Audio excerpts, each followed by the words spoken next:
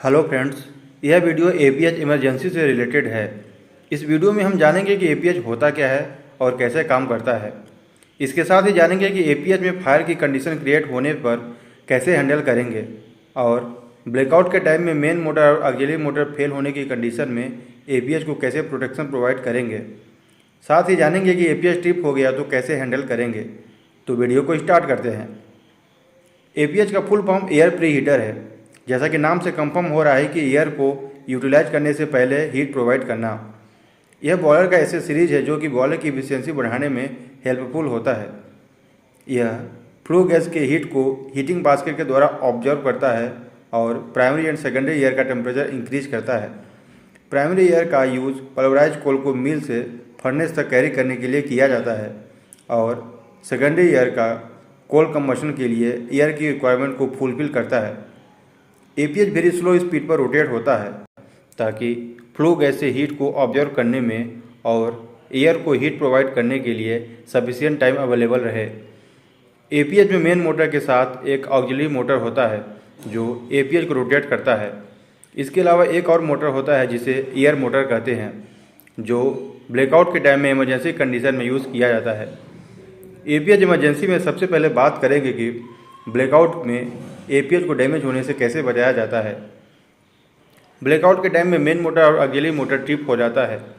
इस emergency situation में ज़रूरी है कि एपीएच रनिंग कंडीशन में होना चाहिए, क्योंकि अगर स्टेन स्टिल कंडीशन में हुआ तो heating basket continue flue gas के कांटेक्ट में होगा, उसका टेम्परेचर हाई होगा और जो बास्केट कोल्ड एयर के कांटेक्ट में आएगा उसका टेम्परेचर लो हो जाएगा, जिससे टेम्परेचर डिफरेंस की वजह से एपीएच में डिफॉर्मेशन प्रोड्यूस हो जाएगा। इसलिए एपीएच को डैमेज होने से बचाने के लिए ज़रूरी है कि ऐसे टाइम पे एयर मोटर पिकअप होना चाहिए। लेकिन एयर मोटर कुछ ही टाइम तक एपीएच को रोटेट कराने में सफिशिएंट एयर प्रेशर और फ्लो अवेलेबल करा पाता है, क्योंकि एयर कंप्रेसर में ट्रिप होने की वजह से एयर रिसीवर टैंक में जब तक एयर स्टोरेज रहेगा तब तक एयर सप्लाई अवेलेबल रहेगा। यदि तब तक मेन मोटर में पावर सप्लाई अवेलेबल हो जाता है तो मेन मोटर को स्टार्ट करेंगे। लेकिन यदि मेन मोटर या ऑक्स मोटर में पावर सप्लाई अवेलेबल नहीं है तो एपीएच को मैनुअली वायरिंग करना चाहिए। Fire in APH. अगर एपीएच में फायर की कंडीशन क्रिएट होती है तो सबसे पहले फायर फाइटिंग डिपार्टमेंट को इन्फॉर्म करेंगे। इसके बाद एपीएच से रिलेटेड जितने भी आइसोलेटिंग डैम्पर्स हैं, एग्जाम्पल के लिए एयर साइड के इनलेट आउटलेट डैम्पर्स और फ्लू गैस साइड के इनलेट और आउटलेट डैम्पर्स को फुल क्लोज करेंगे। डैम्पर्स आइसोलेट करने का मेन पर्पज यह है कि एपीएच में एयर इंटर नहीं करना चाहिए, क्योंकि एयर इंटर करने से फायर और ज़्यादा बढ़ सकता है। यदि डैम्पर्स में पासिंग है तो बॉयलर को ट्रिप करना पड़ेगा और एफडी और पीएफएन को स्टॉप करना पड़ेगा।